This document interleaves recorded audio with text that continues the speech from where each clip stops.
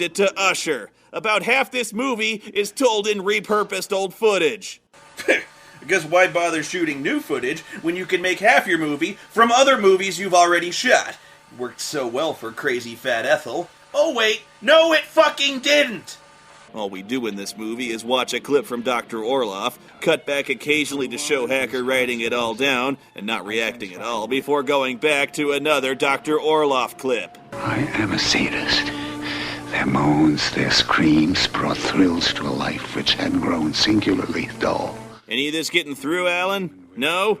Man, I'm barely paying attention. This mountain fever is kicking my ass.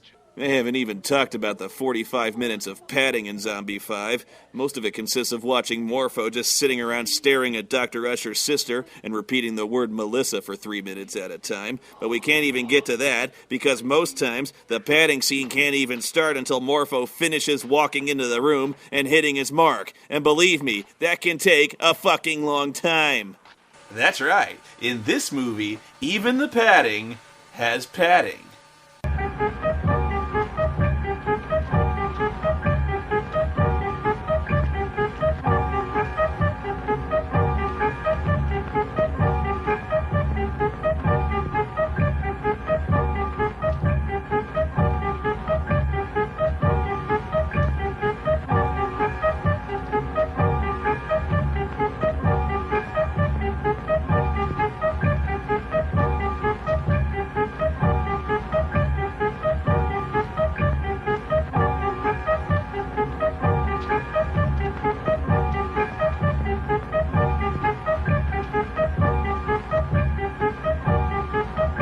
Do something! Morpho, is the meal ready? Yes, Doctor. Good. Insert it in the carotid. Well, put it down. Yes, Matthias.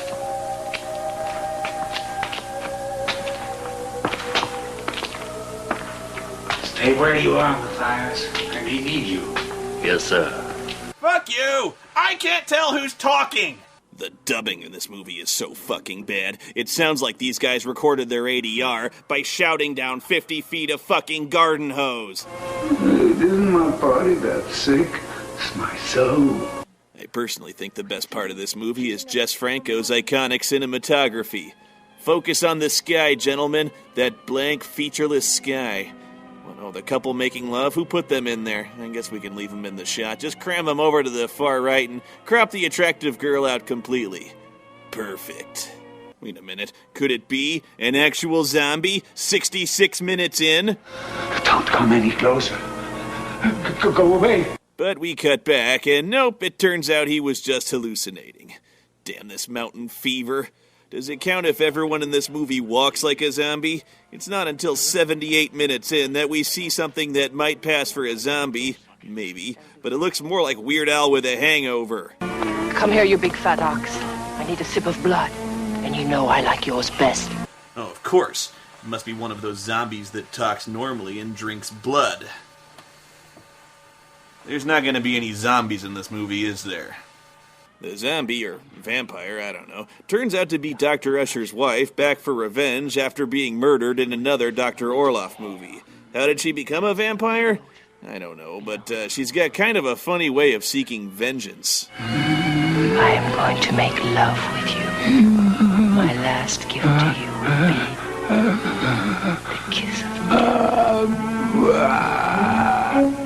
Okay, look, I know that reaction might have sounded a little bit silly, but if you were to wake up to find yourself suddenly making out with a woman with 70 years of stored-up gingivitis and morning breath, you'd probably make that noise too.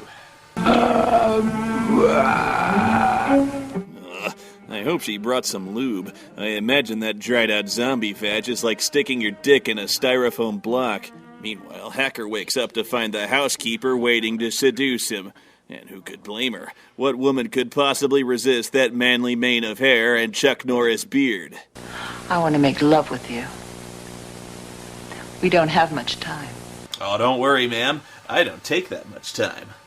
Wait a minute. Where does vampire wife go? What, did she just fuck him and leave? And why is the servant standing there too? We heard him get killed! Is he the zombie?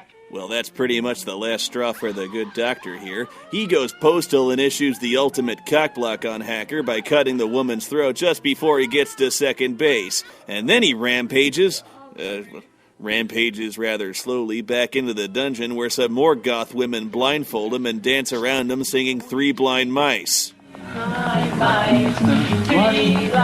stop that nonsense. Bunch of silly females. What?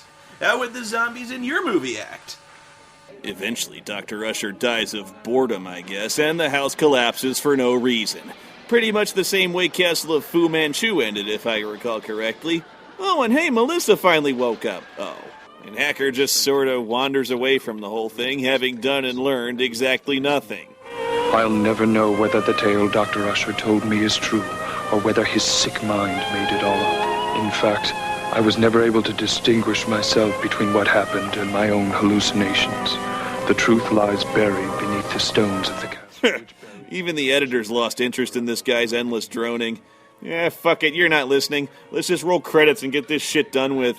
Basically, this movie ends with our protagonist not knowing what the fuck just happened, or indeed, if anything fucking happened at all. Well, at least I now know I wasn't the only one. This movie has less closure than Monster fucking A Go-Go. Hell, that movie at least had more zombies in it.